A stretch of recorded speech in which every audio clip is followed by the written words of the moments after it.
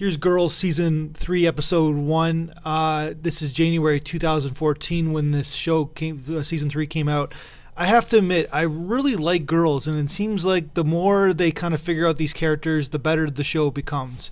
Here you got Hannah, who is the main character, who is the kind of the doomed idealist in many ways. She thinks life should be one way, and of course it's not that one way, and she's trying to figure out how to live in a world that's not the way she wants it to be, and she's so stubborn she'll never change. Then you got Marnie, who's kind of figuring out that life is what it is, and she's going to learn how to deal with the life that it is. She's past the idealism stage where she's just coming to the bitter truth of what it's all about.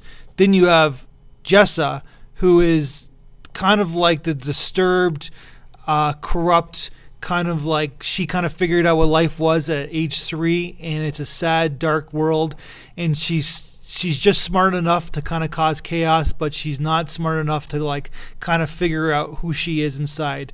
And she's a mystery. We don't really know who she is, but we know that she's a good con artist, and there's a lot of sadness inside of her, which is a lot of people, especially females in this world. And then you got Shoshana, who is the bright spot, the one who basically sees life as she wants to see it and will kind of erase anything else that she doesn't want to see. And she's the one that probably a lot of us probably want to be like, but eventually life catches up to us, and hopefully we can kind of stay in that kind of cylinder for as long as possible. So they've really fleshed out these 4 characters on the show, and of course Adam, who is the wild card, who seems to make a lot of sense, but is also kind of a barbarian, and he's a very like a first generation species in many ways.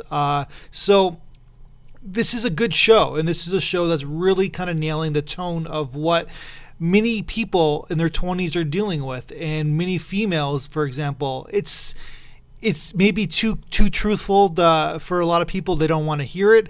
It's not really a comedy, even though it's generalized as a comedy. It's too real to be a comedy, where it's not really a sitcom. Like, we're not laughing. We're laughing ironically at what they're saying, but the characters are not in on the joke, which makes for the best kind of television.